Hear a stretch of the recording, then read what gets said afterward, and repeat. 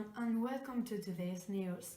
As usually, we are going to be talking about really cool ones that only our program has.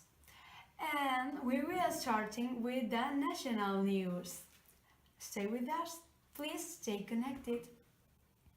As she said, welcome again to our news. Today in national news, we're going to talk about Paco Sant. Supposedly, Sant said he suffered from Cowden syndrome since 2008. He explained that he began to lose hair behind the head at a dizzying speed and that after having no eyebrows. He went to General Hospital where he was warned that this was much more serious than a simple alopecia and it could be cancer. At the same time, he assured that his face was filled with a lot of bumps and internal vesicles because of his tumors. From there, he began a crusade to raise funds in which he raised thousands of euros that, if confirmed the scam, would be a new version of the Nadia case. The National Police arrested Paco Sant, the Valencian, who asked for help to undergo medical treatments for suffering to 2,000 tumors in his body. The agents have come to his home this morning in the street Àngel Guimarà de la Pobla de Vallbona to proceed to his arrest for alleged crimes of fraud, misappropriation and money laundering. According to police sources, his parents have also been arrested for the same crimes, as they collaborated with their son in order to raise the funders of FENT. Sant, 46, has been taken to police station and hours later transferred back to his home to proceed with the search for more clues. The investigation for this crime began at the Puente de Vallecas police station, according to the same sources. Apparently, North Korea has been up to no good. The success of 4 simultaneous missile launchings has alarmed its neighbor country, Japan, as they fear this could be used against their military force, which makes up most of Japan's defense system.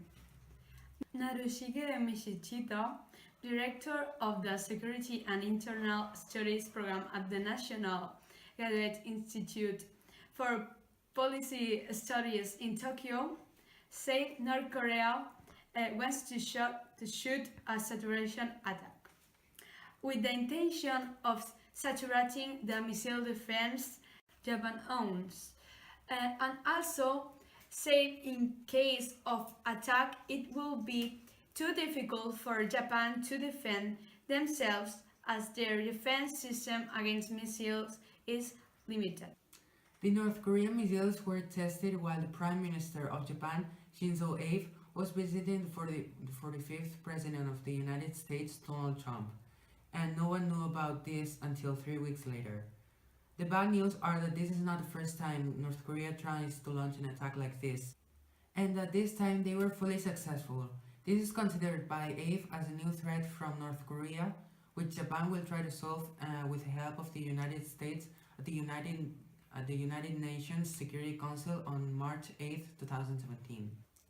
While these polemical discussions are being analyzed, the neighbors of the Akita prefecture are frightened of the new testings of North Korea, and they fear having to escape in case North Korea wanted to go further than just testing. I buy clothes, then I will sell them. That's how I get that clothes that I have. Tick para mí, tick para mí. Tick.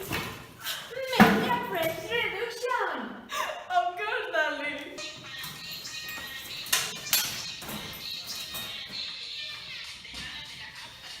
Yo compro ropa, luego la vendo, así consigo este rollo que yo tengo. Chic para mí, chic para mí, chic, chic, chic. Hazme una rebajita, claro que sí, guapi.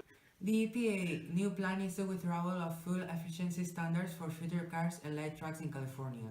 They want to do this as soon as possible, as they consider California's main cities and highways, most of which are surrounding cities with a high amount of population, are getting high level of pollution, which could affect the health of people who live nearby. Trump's administration is considering to revoke the law. that allows the so well-known Golden State to set its own targets for the model years, as it is the only state allowed to do so under the Clean Air Act. Two of the most important automakers associations asked the EPA to reconsider the fuel efficiency standards for the years 2022 to 2025, as they don't fully agree with the change of EPA plans on doing. Although automakers had a deal with the Obama administration to set the first ever carbon limits on cars and trucks, they now think these goals are too difficult to accomplish nowadays, as the White House has made a dramatic change and the prices of gasoline are just getting lower and lower. The EPA firstly agreed to this, but then rejected the idea. Maybe you know her, maybe you don't. We are going to talk about the most famous pop star, but she's not real. She is Hatsune Miku. She is the world's most famous virtual pop star. And now she is even more famous, having made her USA television debut this Wednesday. Miku is a mascot for a product, a voice synthesizer software, through which users can write songs. But she is not an hologram. She is a 2D image, rendered onto the stage using 3D graphics projected onto a screen. Are you eager to get a good snack? Then go get some Pringles. Mmm, tasty! Have your speaker that's broken down? Go get some Pringles! The can be your new speakers too.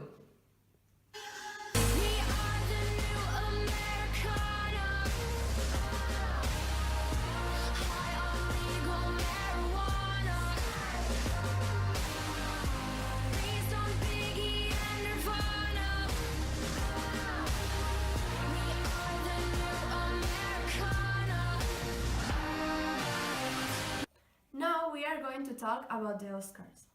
The Hollywood Film Academy hosts the 1890s Oscars in the Hollywood Dolby Theater in Los Angeles, California.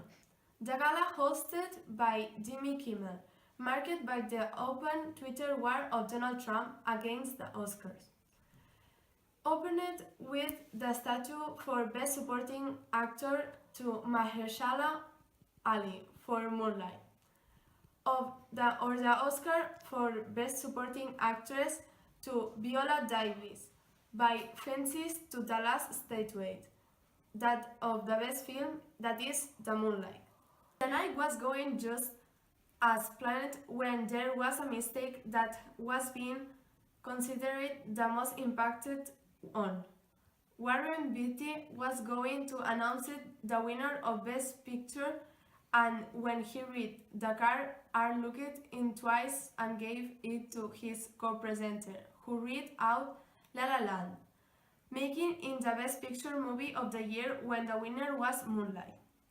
When the cast was on stage, Warren Beatty was told the mistake and short after told the producer of La La Land, Jordan Horowitz, and he called the Moonlight team on stage to give them their well-received award. Hello everyone, thanks Alba, and welcome to the weather forecast. Today, as we can see, it's a cloudy day. The predictions for the weekend are good temperatures for skiing and sun to the whole country. In Monday, the temperatures will go up, and we expected that the temperatures and the weather will improve for the rest of the week.